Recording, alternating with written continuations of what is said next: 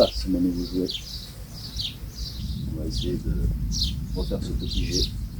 Ceux qui connaissent, c'est un W460 qui départ en 300 GD. Et on va essayer de le booster un peu, de le refaire, pour s'amuser un peu. Alors l'objectif là, c'est un peu d'introduire le sujet, ce qui a déjà été fait, ce qui va être fait. Donc c'est un véhicule que j'ai déjà préparé une fois, avant que je fasse quelques vidéos. C'est un véhicule avec lequel je suis déjà monté une fois en Norvège. Donc ça a été fait une modification un peu à l'arrache. On avait refait un peu sommairement la carrosserie. Il faut savoir que j'ai changé la caisse.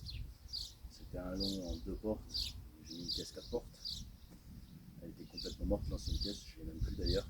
J'ai encore quelques ailes là-bas qui traînent que je pourrais vous montrer pour voir un peu dans quel état pouvait être la caisse. Sur une plutôt grosse modification. Là on est, comme je disais, sur un OM 606. Donc avec une pompe qui n'est pas préparée. Pour ceux qui connaissent un peu, je ferai des vidéos en détail pour faire la transformation de l'OM 606. Donc là, à la fin de la modification que je vais faire ici, on va obtenir quelque chose qui va être autour de 250 chevaux. Il y a une boîte 6 derrière. Ça va passer par plein de choses, comme changement des ponts aussi. On a des ponts courts, pardon, et des ponts un peu plus longs, parce qu'avoir plus de 200 chevaux et plafonner à 100, il y a mieux. Tant niveau confort que niveau conduite. Et on va s'occuper de la partie carrosserie. Moi personnellement je ne connais pas, enfin, je ne suis pas très spécialiste en carrosserie, donc ça va plutôt être un carrossier qui va faire ça. Je vais préparer quelques trucs que je vous montrerai, mais dans l'ensemble, ce sera plutôt un carrossier qui va faire. Au niveau technique, donc ce qui m'est arrivé là ici, c'est qu'en fait j'ai fait un joint de culasse en revenant de Norvège. J'ai commencé à le refaire, la culasse a été déposée, elle a été rectifiée, refaite. Mais pour des points de vue pratiques et plus simples, ça tombe bien. J'ai un autre M606. On va commencer à attaquer le démontage là-dessus. Je vous montrerai à fur et à mesure ce qu'il faut faire, ce qu'il faut comme modification. Et la modification de l'OM 606 en lui-même sera une vidéo à part entière. Je referai les ponts, donc je ferai une vidéo aussi en vous expliquant en détail comment on fait la modification, enfin réfection des ponts, les roulements et tout ça, ce qui est un peu différent par rapport à d'autres 4x4, pour ceux qui connaissent. Et après on verra l'intérieur. Pour l'instant il n'y a vraiment pas grand chose, et quand je vais vous montrer l'intérieur, sachez que je suis monté tel quel en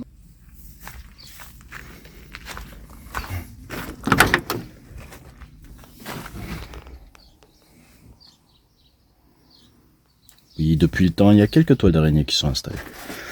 Mais oui, l'intérieur n'est pas fini, et oui, je suis monté comme ça en Norvège. Voilà, bon ça c'est les pièces du démontage. Oui, c'est un levier de vitesse 9 pour une boîte 6. Alors d'origine c'est un petit 5 cylindres, 88 chevaux, boîte 5.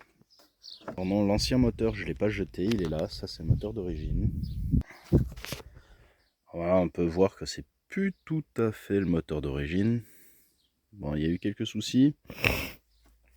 Il y a eu quelques essais précédents avant que je commence les vidéos. L'OM 606 de chez Mercedes, petit moteur qui a déjà fait sa réputation. Bon nombre de gens qui font du tuning, des modifs, sont sur ce genre de moteur.